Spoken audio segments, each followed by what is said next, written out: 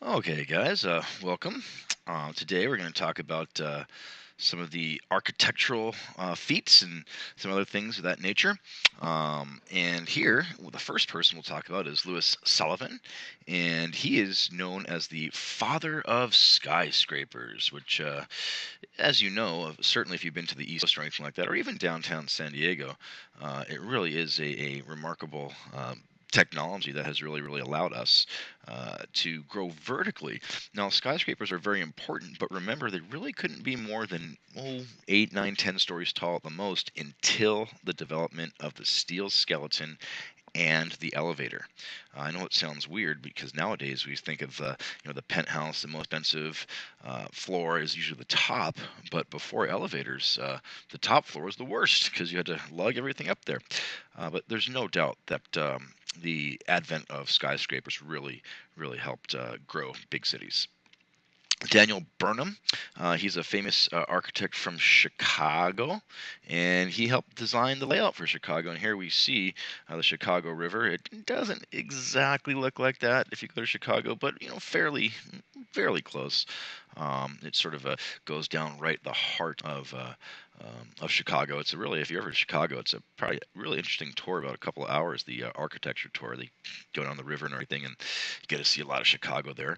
But Daniel Burnham, he helped design the layout for the city of Chicago.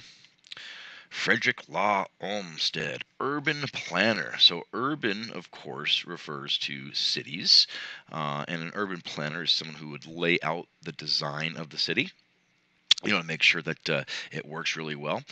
In New York City, believe it or not, it's very crowded, but it's one of the easiest places to get around. All the streets go east-west, cross town, and all the avenues go north and south.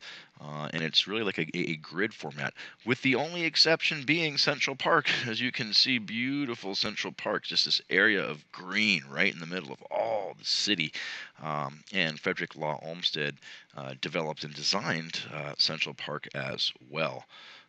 Very famous place.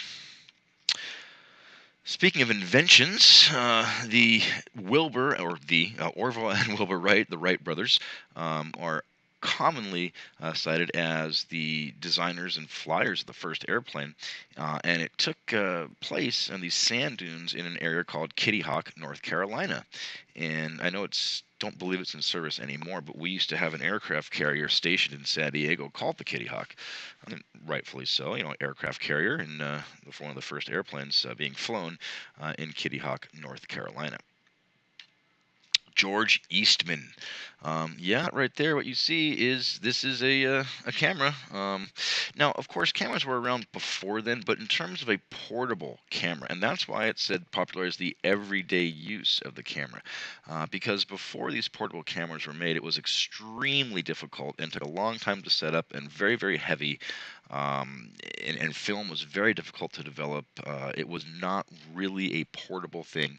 And George Eastman, famous for the Eastman Kodak Company, is the person who helped really allow people to actually have a camera and not be so ridiculously expensive or so ridiculously difficult to use. So he really brought the camera into everyday use. And now, obviously, cameras are really ubiquitous. They're everywhere, especially with all these wonderful cameras built into phones. And that is it for today.